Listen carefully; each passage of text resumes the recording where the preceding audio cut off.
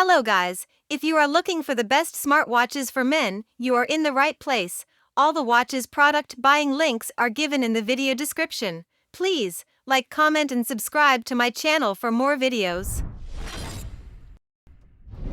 If you're into smartwatches but there is no Apple Watch on your wrist, chances are that you're using a Samsung wearable, or have at least considered one. It's only natural. Samsung is one of the frontrunners in the wearables arms race, where it is actually collaborating with Google quite intensely in terms of software development, with the hopes of catching up with and even surpassing Apple's market standings. And with the new Galaxy Watch 5 Pro, Samsung is definitely enriching the smartwatch space with a rather intriguing offering that's tough enough to endure harsher usage conditions but also live to tell the tale, unscathed at that.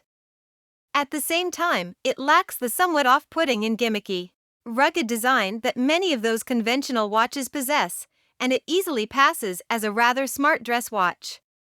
Speaking of the display, it's just as bright and vivid as you might remember from previous Samsung smartwatches. It's a joy to look at this remarkable 1.4-inch OLED screen, which is perfectly legible even in the brightest daytime and makes content and interface elements just pop. The Galaxy Watch 5 Pro is available in gray titanium and black titanium, both quite classy colors that look great in person. Samsung also introduces a new debuckle strap, which utilizes a clever mechanism to latch the watch onto your wrist. Potential adopters can also customize any other available watch bands within the bespoke studio, which expands this functionality to the Watch 5 Pro, similarly to the configurator on the Apple Watch, albeit with more variety in store. While the first Amazfit GTR had a square design that bore an uncanny resemblance to the Apple Watch, the Amazfit GTR 2 is a more standard circular shape. The bezel-less display is 1.39 inches with a 454x454 pixel resolution, and it's covered in 3D glass. This makes the watch look higher end than its price. There are two buttons on the right side of the Amazfit GTR 2. The top button turns on the display and returns you to the home screen. Hitting this button twice also brings up the main menu. The bottom button brings you directly to the activity settings. Out of the box, the Amazfit 2's display is set to go dark after a few seconds of inactivity, though you can add an always-on display through the settings. Once the watch is on, you navigate using the touchscreen.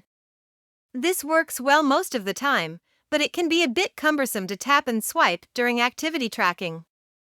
Numbers, letters, and colors are vivid, as you'd expect from a watch, with a 326 ppi resolution, and there's no lag time when you scroll through menus. The Amazfit GTR 2's menus are available by swiping up and down in addition to left and right, which took some getting used to. The Garmin Venue 2 is one of the best sports watches around, combining serious fitness features with an excellent range of smartwatch tools for everyday life, although its design isn't groundbreaking and closely resembles that of the original Garmin Venue. It's suitable for both workouts and general wear, which is a tricky balance to strike. Its bright, high-resolution AMOLED display is the real star, allowing you to see a huge amount of data at once, and putting a wealth of information about your training progress and overall well-being right on your wrist. Thoughtfully designed and well executed, the Venue 2 is one of the best Garmin watches to date.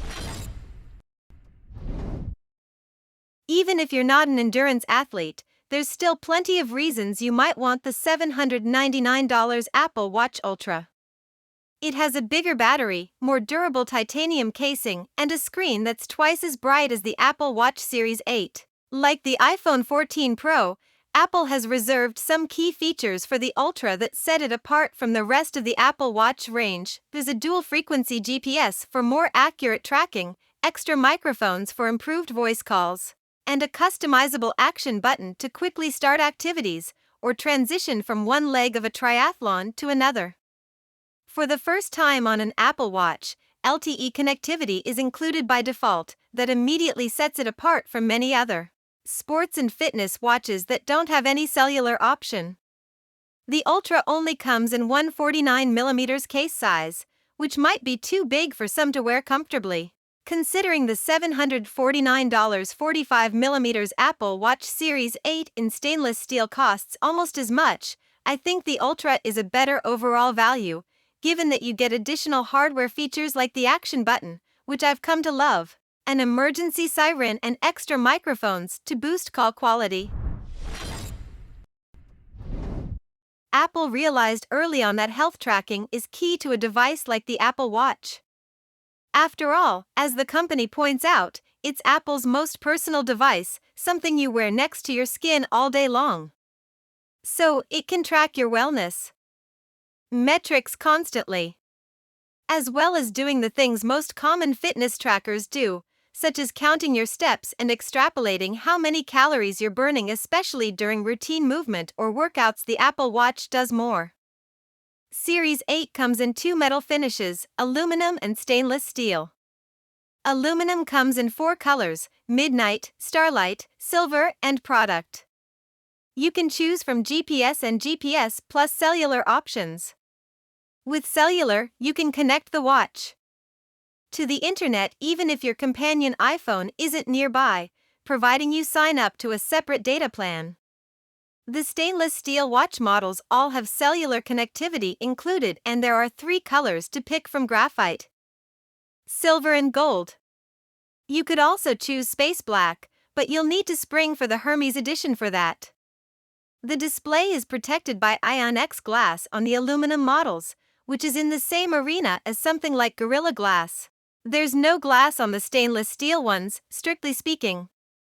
Instead, they have sapphire crystal fronts, and sapphire crystal is tougher.